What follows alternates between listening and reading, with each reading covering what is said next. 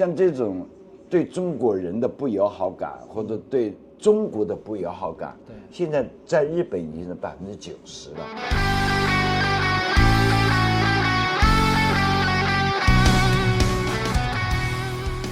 东京与伦敦和纽约相当的繁华大都市，赶地铁、赶公交、赶学习、赶着赚钱，似乎东京的每一个人都争分夺秒，生发岁岁年华虚度。入夜后却又醉生梦死，浑浑噩噩，反差之大，让人迷糊。东京也是我在日本的最后一站，去了买 GUCCI、LV 都要排队的银座，逛了现今日本天王的住所，采访了日本最高等学府的学子。入夜后探访了醉生梦死的歌舞伎町，有幸与35年歌舞伎町案内人小木哥畅聊日本。当然这只是他的其中一个 title， 成龙新宿事件的背景原型，上过锵锵三人行、圆桌派，还3次参加了日本新宿区的议员竞选等等。好了，废话不多说，开始我们的正片。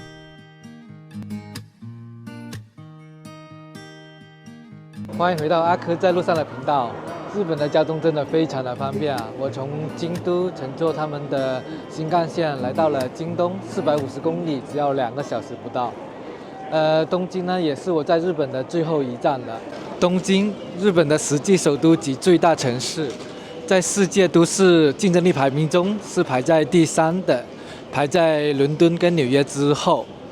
那么我们就正式开启东京的行程啦。这里是东京的千代田区，也就是他们的市中心。哇，感觉真的是人山人海啊！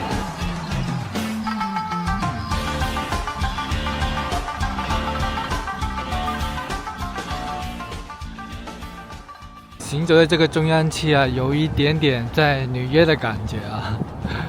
这个千代田区呢，也是他们王宫的所在地啊。当时1868年，明治天皇迁都到这边之后，就是把王宫修建在了这个区域。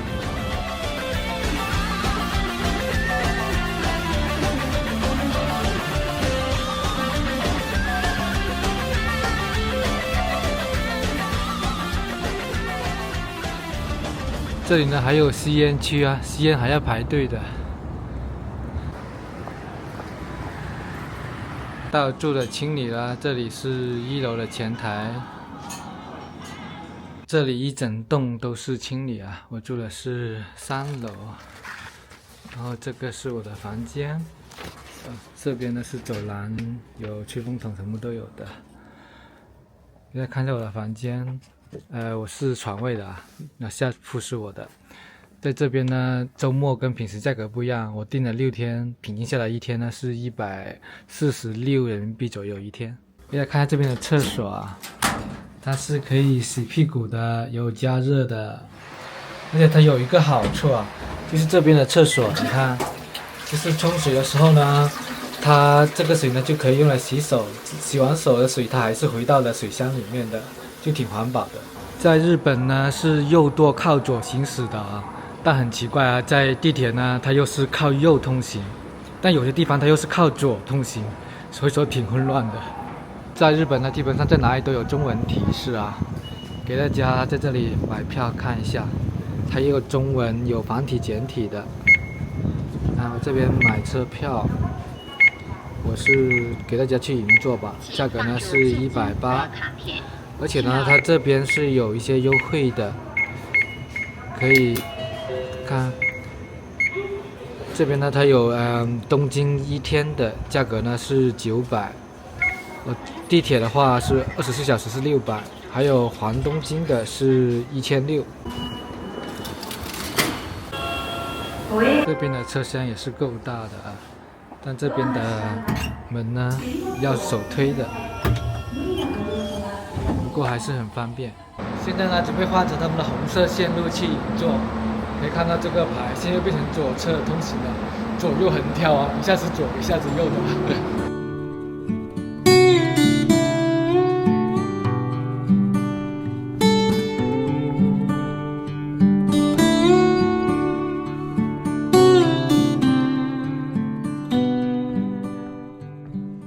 这里呢就是世界上最繁忙的购物区之一，银座。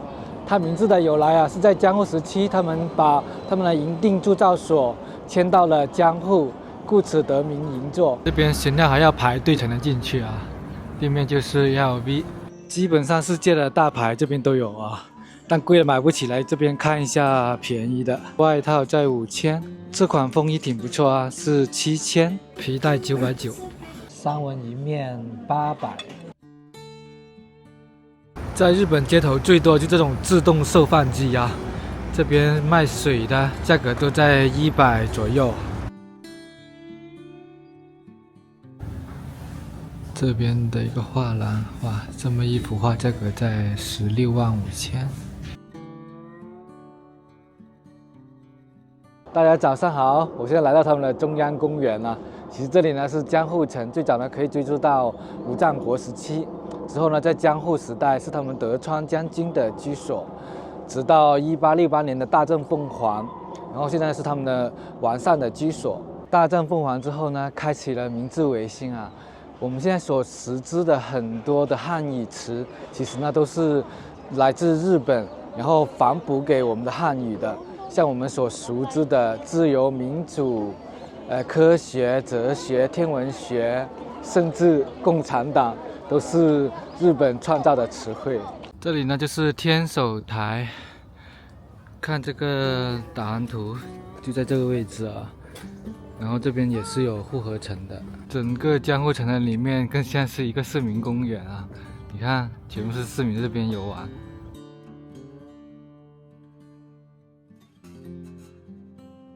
东京公交车的座位都不一样啊，像那种沙发式的。但这边呢，要先给钱才上车的，价格是210。我现在所在位置呢是日本的东京大学，日本最高等的学府，为日本培养了16位首相，占历届首相的1/4，还培养了10几位诺贝尔奖的获得者。但与它的名气相反的是它的低调内敛。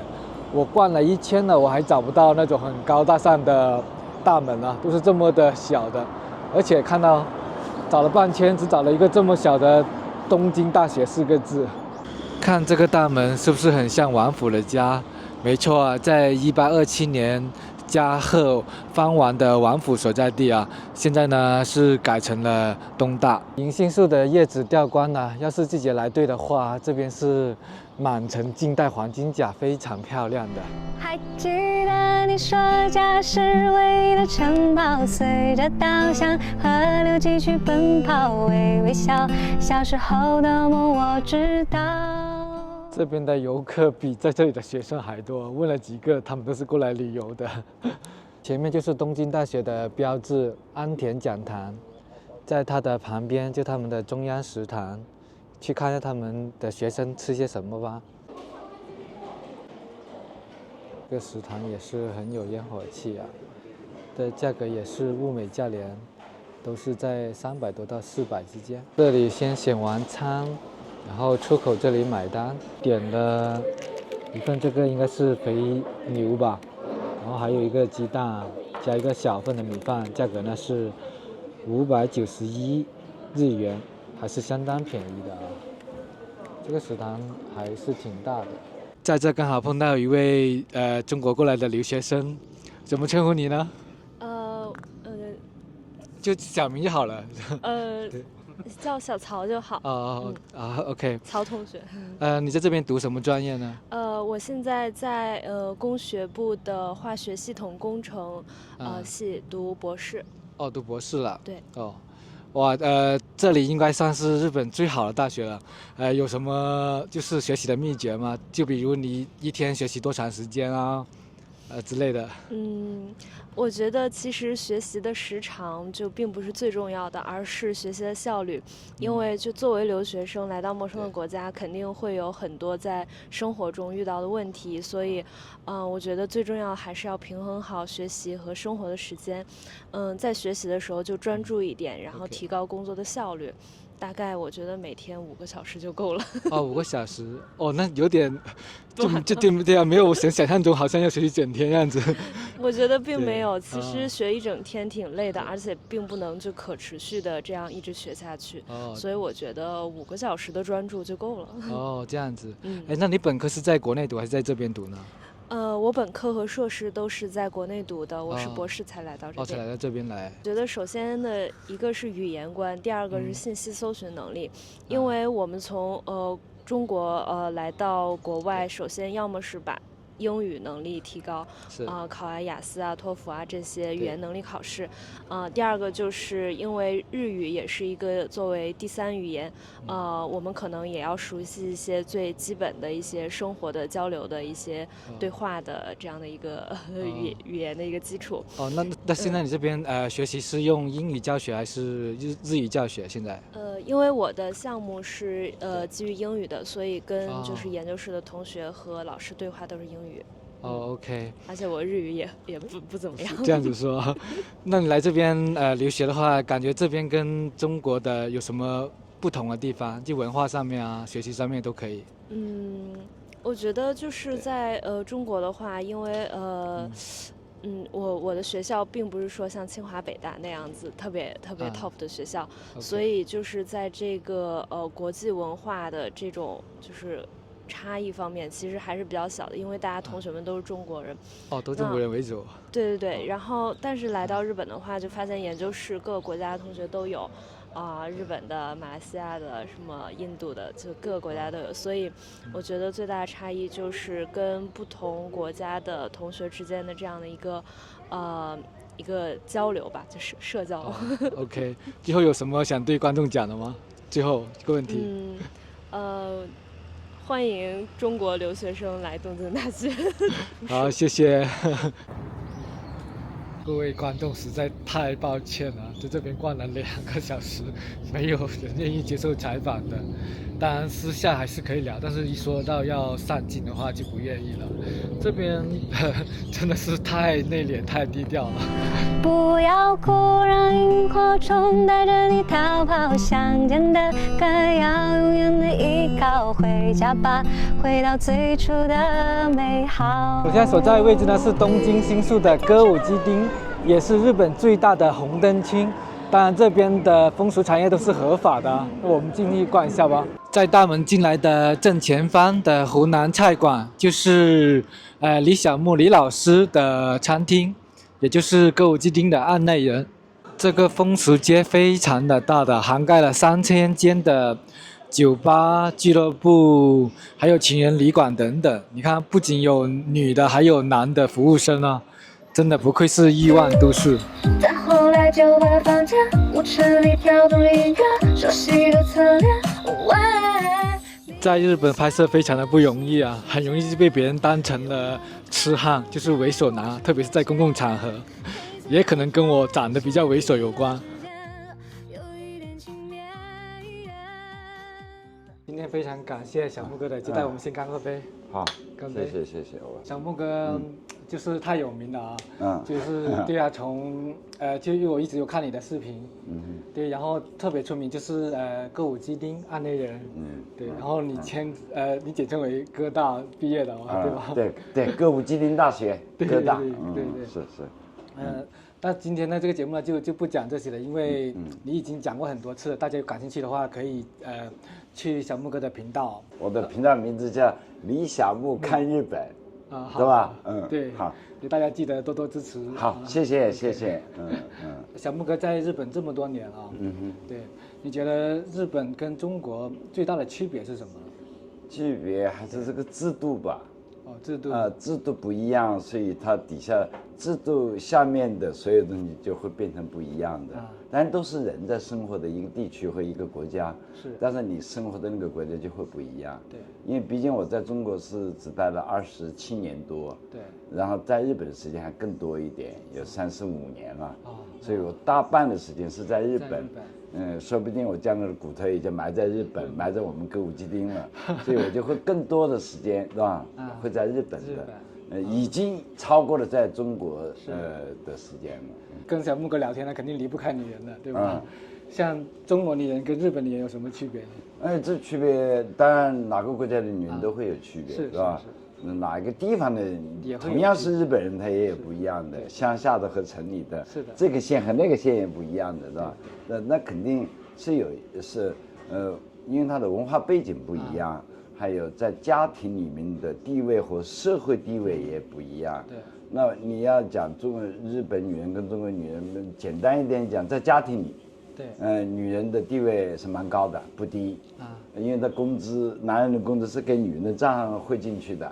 女人在把握着经济权，中国是做不到的，所以不要把想象日本女人的地位很低，不是这样的，不是这样的，这是倒过来的，但是在社会的走到家门以外的地方的社会地位，那男人是要高过于女人，所以女人经常就是做家庭妇女啊，或者职业家庭妇女的比较多，要找到好的工作，要升到很高的位置是比较难，所以在家门以外的社会地位还是比较低，所以现在也鼓励双职工上班，那就是女的也上班的话，那国家你的小孩从1岁开始，这个放到保院几乎是免费的，只有吃中餐1个钱，所以从1岁，我的儿子就是从1岁开始，到他的初中毕业啊，但他的初中是进的私立的，如果是公立的话，都是免费的。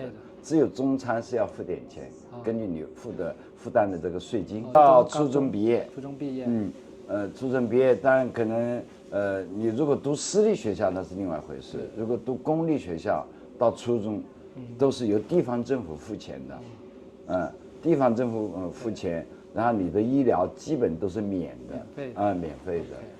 然后这边像住房呢，就大家应该是很关心住房，特别是在东京。住房其实很简单，日本人不喜欢买房的。住房。比方说我家儿子，我家儿子马上要结婚了，他要买的房子是他们俩结婚以后自己去想办法买的，所以家庭对于一个小孩的培养，只有他大学毕业以后就不管了。在他读大学的前，你得跟他准备，你得跟他。因为大学有些公立的也还是要得学费的嘛，但是私立的那就更贵了，那你得帮他准备。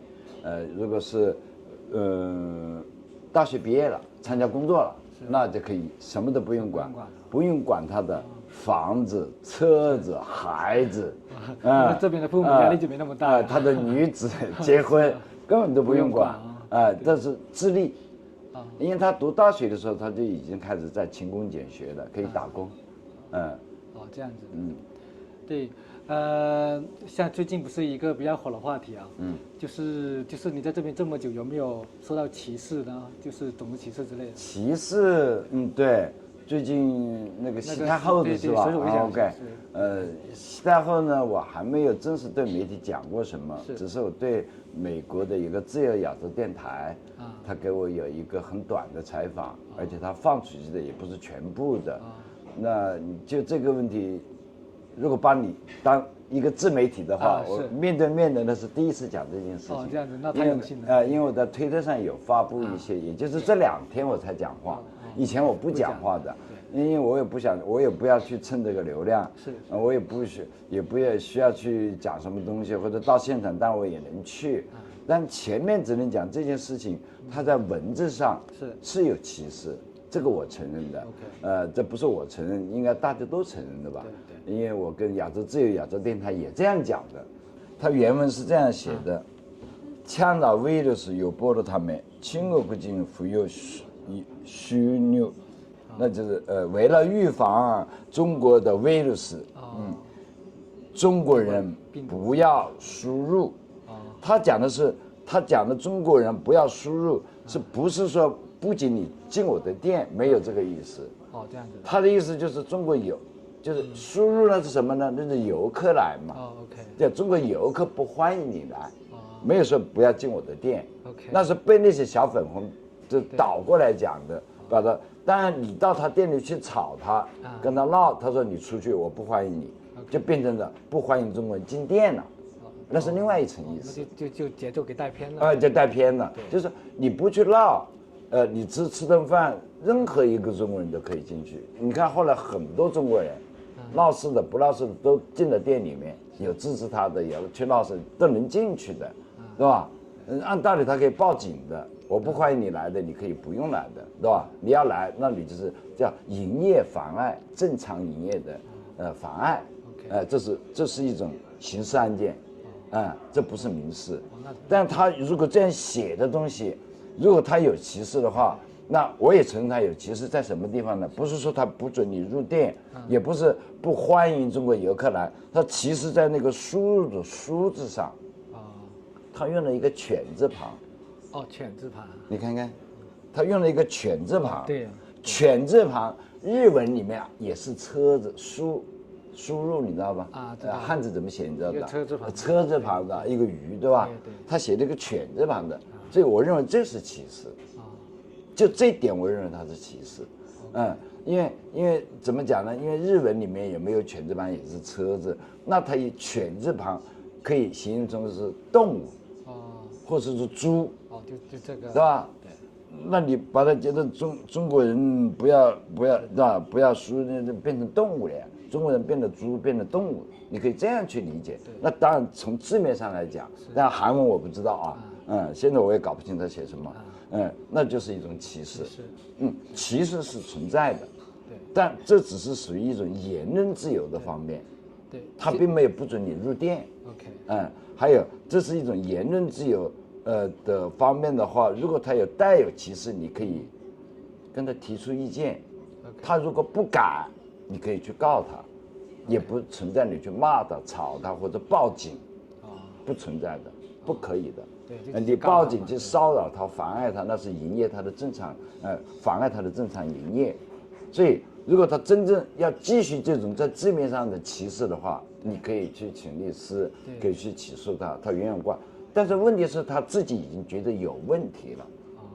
当然，你来闹也好，或者他的朋友提醒他也好，或者真正懂中文的人在告诉他也好，说你这样写是不对的。那他后来没几天就没有了。对，那就从这件事影射出来，这个日本的大环境就是偏右的人比较多吗？就比较极端人多吗？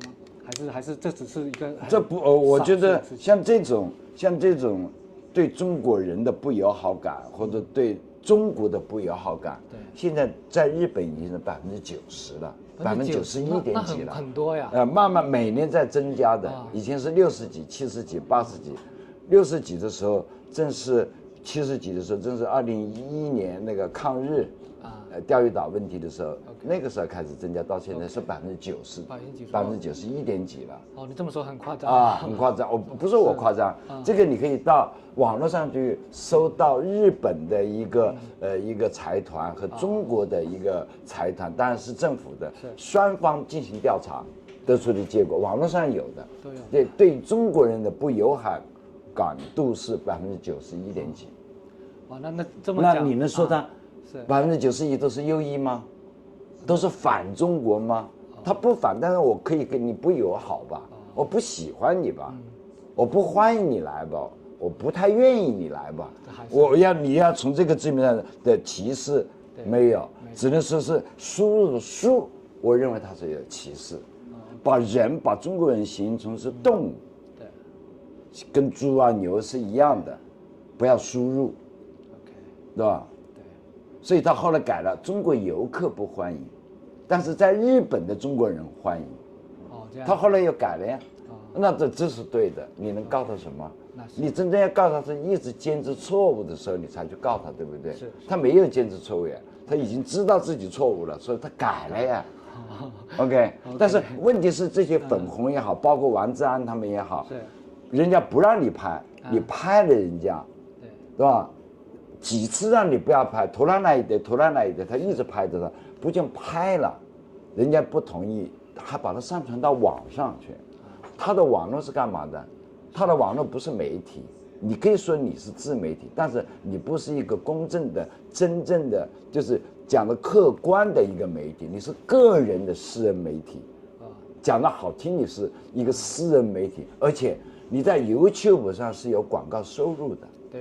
对吧？你有广告收入，还有会员的收入的，那你就是一种商业行为。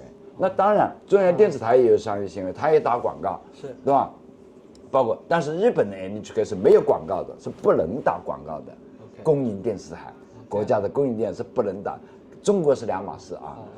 那日本的民营电视台，我们叫民播，民营电视台是可以打广告的，对吧？它有收入的，是没错。你可以把它董通真自媒体是一样，是，但是他要拍你的时候，一定要通过你的同意。那是你不同意，连招牌都不能拍。对的，因为我现在没形成一个刑事案件，既不是火灾，又不是杀人事件的现场。你把一种所谓歧视这样搞来搞去，那不是在贬低他们，还把他的招牌打出来，把他脸找出来，那是侵犯了肖像权。这是很重要的一个问题。如果你作为自称为媒体人的话，连这点对人权的尊重你都不知道的话，那就不要讲了。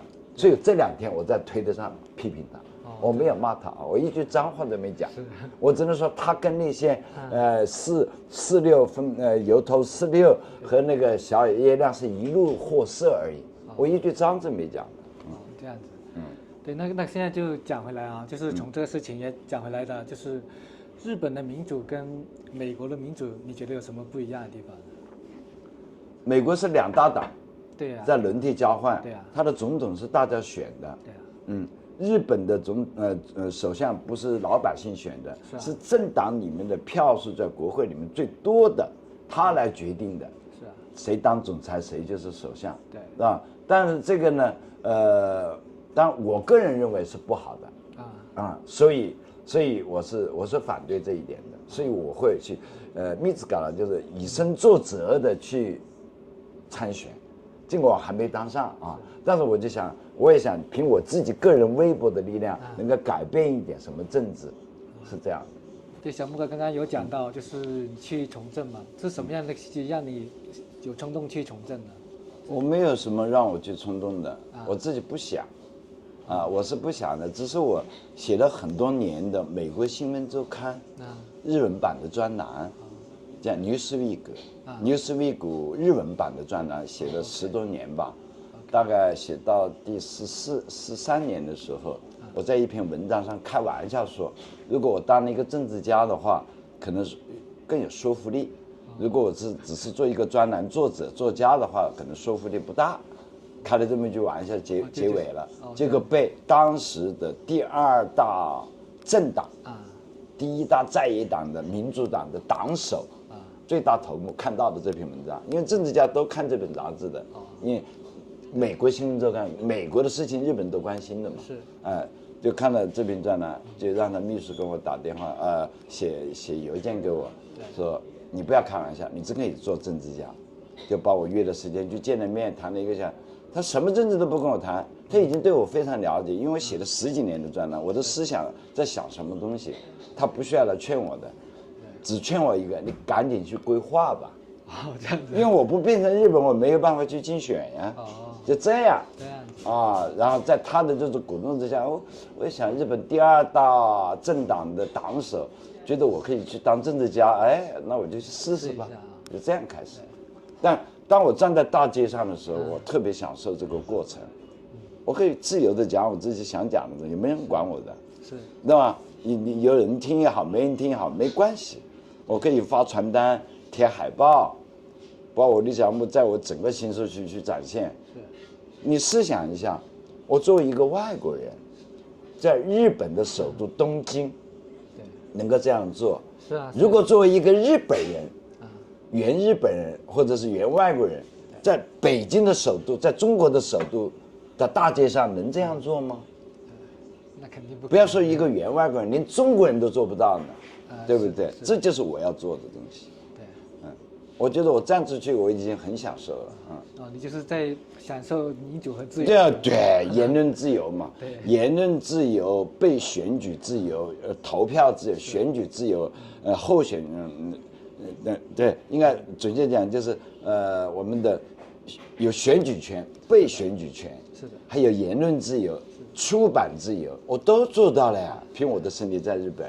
我出了21本书，那不是出版自由吗？对啊。我讲话的不是言论自由，上任务的节目，包括能随便接受你的言论自由的，我也随便讲的呀，这就是言论自由。像小木哥，当时录的圆桌派很多我都有看，太精彩了讲。那只是在那个范围能讲的，可能有些还掐掉了。哦，是这样是吗？但是我是会比较担心一点，包括刚才你有聊到了90%多都不是很喜欢中国人。因为我是去了委内瑞拉，他们一开始呢也是一个民主国家，但是呢由于一些经济困难干嘛的，然后就民粹主义高涨，后面就选了查韦斯上台，但查韦斯呢上台之后，因为80%的民众都支持他嘛，通过去改革嘛，然后就相当于是国会都变成他的傀儡，然后变成了独裁国家，所以你觉得就是日本的军国主义会不会就是死灰复燃呢？日本的军国主义呢？军国主义，对，或者说民粹主义吧，民粹主义吧。民粹主义的，对。不，这哪个国家都会有，但是军国主义是不可能的，因为毕竟日本70多年没打过仗了，已经享受过和平幸福的那种幸福感了，没有一个人愿意去打仗。别看他在大街上叫嚣的人，他也不会去。你让他自己增进，让他自己想要去参加自卫队也不一定。反正我们家的儿子都不愿意去参加自卫队，不愿意去打仗，因为享受过和平的这种幸福指数高了，谁愿意去打仗？所以就不可能有军国主义，那是70年前的事情，就不会产生那种就是不可能。然后进步了，然后刺杀。他才不到20万的自卫队，他能跟谁打仗？对不对？他只能美国在保护他。美国有美军基地在这里，他根本不想这个事儿，他只发展建设就行，搞好老百姓的民生是最重要的。虽然可能你在街上能看到一些这样右翼的、极右翼的在那里喊，那这是很少一部分，还是很少，很少个例嘛，对。大家记得去关注小木哥的 YouTube， 我的 YouTube 油管，对吧？中文叫油管，OK。谢谢。如果说让我跟你的观众讲几句什么了，那就是如果是在海外的华人，我觉得不要也不是一定向我学习，应该我值得大家学习，就是入乡随俗是最重要。就是到了哪一个国家、哪一个地区、哪一个地方，有不同的语言，对吧？有不同的文化，还有不同的饮食，尽量就是入乡随俗的去接近他们。首先把当地的语言学好，把当地的语言，首先这是最要过第一关的，学好了语言，不要老在这种华人圈里面和中文圈里面，特别是简中圈里面混，那是特别没意思的。当然有时候呢，你要想去发点信息是可以，但是老在那里混，你就白来的民主国家，特别很多都在民主国家的人，你就白去了，白待了。然后呢，当然你可以刚刚去，因为语言不通，对吧？需要一些中国人的帮忙，还是可以，但尽量去靠近当地的老百姓啊，当地的这个就是年数长的人啊，还有把语言学好，就是尊重当地的文化吧。这个是很重要的。尊重当地文化，你像我刚才讲的这个西太后，那是一种言论自由的问题。在那以前的几个月，今年的8月份，还有是在新宿有个叫哈拉格讲的，也是那个46油头跑到那去闹，结果我第2天我就去的那家店，我跟他拍了照片，表示对那个店的支持。新宿有一个，他写的就是我们家的食材用的都是福岛的。就这样讲的。对于中国游客吧，好像是大概是这个意思，这属于言论自由的范围。他贴个写什么横幅都一样，所以你这样去报警啊，跟他去妨碍他的营业，妨碍他的那是违法的。对，就是对，那是不对的。所以他已经不止一次，所以我在推特上说他是惯犯，就这样。这样的中国人少一点好，这样的中国人多的话，就会人家会很讨厌中国人，所以会对中国人的不友好感度将来在日本会到100%。可能连我自己家的儿子都不喜欢中国人。这样子。一听到讲中文，他都觉得要躲远一点会。现在日的华人就是大概应该有超过100万了吧？具体数字谁也没有，谁也没办法统计。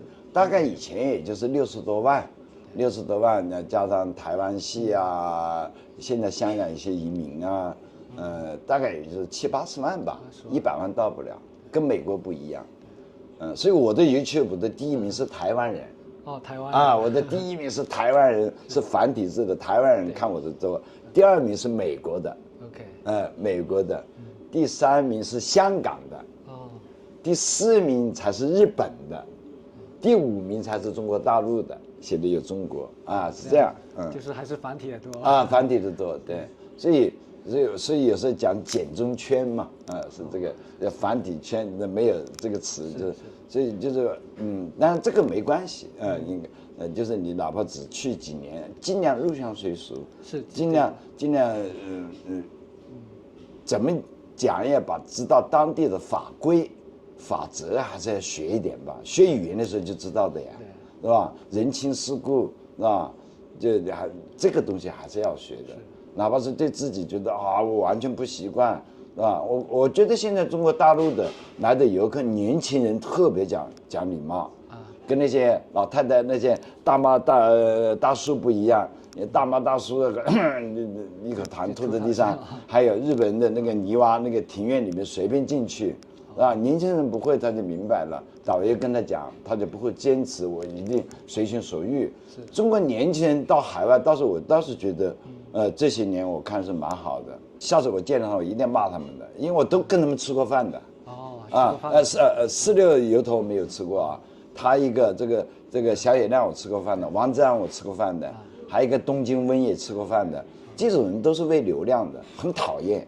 是，我要见到他们还干这种事，我再也骂，要不你别跟我吃饭，因为我开店嘛，你来第一次那都是客人，就像你来我店一样，哪天你要在观点上跟我在有事不在，我照样骂你的，我照样骂你的，我下次见到你我照样批评你的，照样骂你的。你知道吗？在我的频道，我从来都不会拉黑任何人，我就是因为。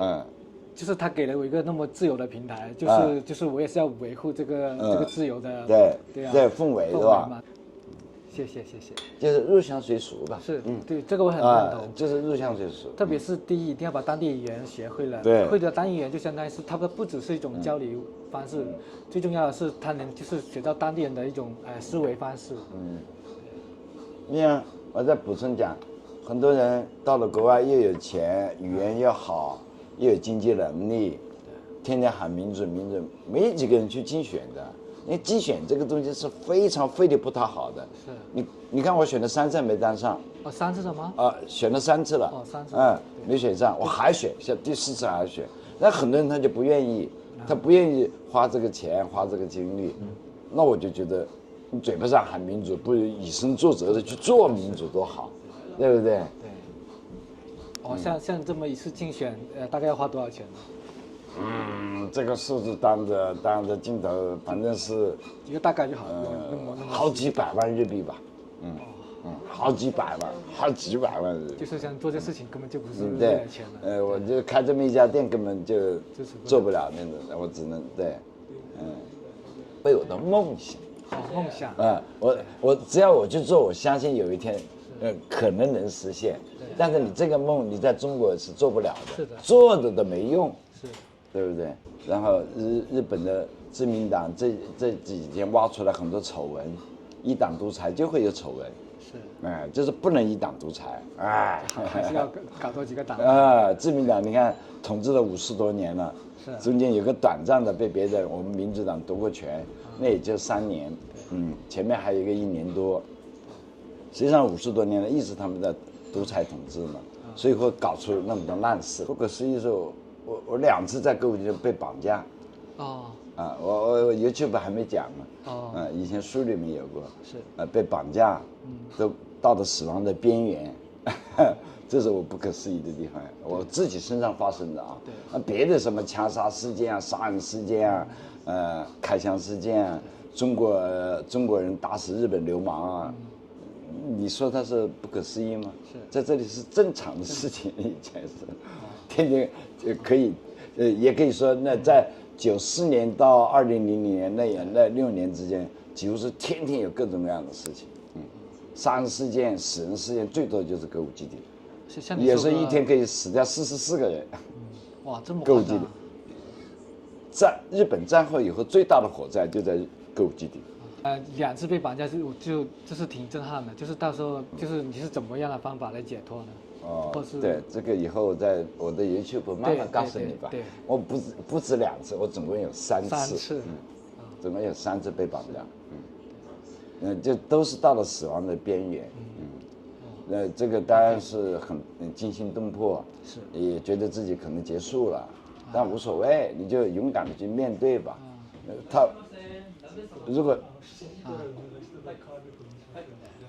如果他只是为了要钱，那我有的全给你，要人不行，所以呢，可能还是我的聪明也好了，灵机应变做得好呀，反正没死，要死了今天也不会接受你的采访了呀，对吧？人生格言，因为我是个小学毕业生，在中国，我从来就不相信这些理论的东西，就是通过我的实践中，去看待一些问题，去判断一些问题，所以什么格言我是没有，反正就是我妈妈从小教我的，就是你要去观察，看啥子，就是要观察，就是还有好奇心，第一是要有好奇心，然后要认真去观察就行，对。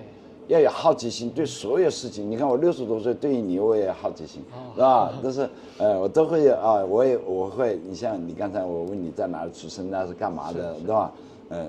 就是你为什么会跑到全世界去跑一圈呀，对吧？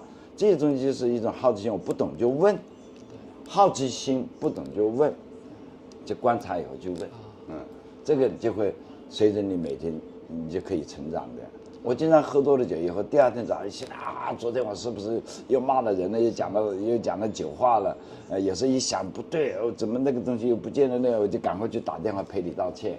还有时候我经常以前在歌舞基地，我从来经常喜欢晚上去喝酒啊，有时候找女孩子玩啊，我就第2天，我一想我没有钱，我就会打个电话问妈妈，我昨天付了钱吗？她说有，你们厨师把钱送过来了。你看会到这种的，我都不知道，断片了都是。美国的民主以前我也是蛮向往的，在我竞选之前和竞选当中，我都觉得应该选美国的民主。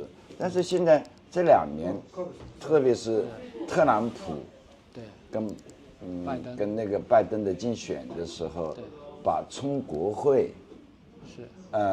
然后各方面吧，包括黑人贵啊等等那些东西，就变成这美国特别不安全。所以你再民主再讲的漂亮没用，人权是最重要的，人的生命是最重要的，私有财产是最重要的。不要说的人权，连国会都敢冲，一个大选，你明明落选了还不愿意去承认，还搞成那个样子，我说那叫什么民主啊？那是乱的。乱主，那就是乱的，那不叫民主。对，其实每个地方它的制度都不是完美的，都是有自己的缺陷。你要乱主也好，民乱也好，变成不是民主就民乱了，老百姓跟着一起乱，要不就跟着拜登，要不就跟着谁，两边打斗，两边吵，两边闹，那这个国家能好吗？能发展吗？那能有幸福指数高吗？那日本这点不一样的，还是很规矩的。对，日本就给我感觉就是，对吧？在民主国家给我感觉实际上是最规矩。你看你来了几天，你看天天是不是有人在大街上大声的讲话，汽车喇叭叭叭叭叭，对吧？那没有的呀，安静、干净这2静字，只有日本做到了，但可能新加坡也能做到。但是又话说回来，这边的对人性会不会有一点压抑呢？就是看他们很多，就是可能上班啊，各种等级制度啊，然后到了下班之后就要释放自己啊。因为他们很自律，很克制。是很克制。你会觉得他很压抑，对吧？对。我觉得这种克制应该有的吧。但是有一点，日本人到了居酒屋，到了晚上喝酒的时候，把领带一拔，都是声音很大的。声音也很大，乱喊乱叫的，上司和下属没有关系的，又喝又闹，还甚至打架，打完2个人又哭，哭完以后一醒来，醒来就对不起，对不起，是吧？这是一种礼节，我觉得应该有这种克制吧，应该有这种礼节，特别在公共场合，在大家都有人的地方，是吧？保持干净和安静。对，在电车上不要没有你看不到打电话的，没有的。公共汽车和电车上看不到打电话的，但你到了中国电车对吧？这个确实。随便讲随便闹的。在韩国声音都挺大的，这边就对吧？你听不到声音，这就是一种公共秩序。对。我们叫马拉，这一种路路，对吧？一种规矩，约定俗成的规矩，那就说明它的文明程度高，很高。文明程度高的地方才是这样。像这种，我是很认同，对吧？所以还是谁都愿意在一个文明程度高的、比较安静、不妨碍他人、不去骚扰他人，是吧？不要给别人添麻烦，这是我们在日本讲的最多的。那慢慢你时间长了，你就会知道什么叫不添麻烦。很多事情，包括这些小粉红、王志安跑到人家店里去，那都是给人家添麻烦。对，明白不？为了自己的流量而添麻烦嘛。你不管，我是媒体人，我是来报道的，我要我的中国流量，我要我的什么？他不就为了钱吗？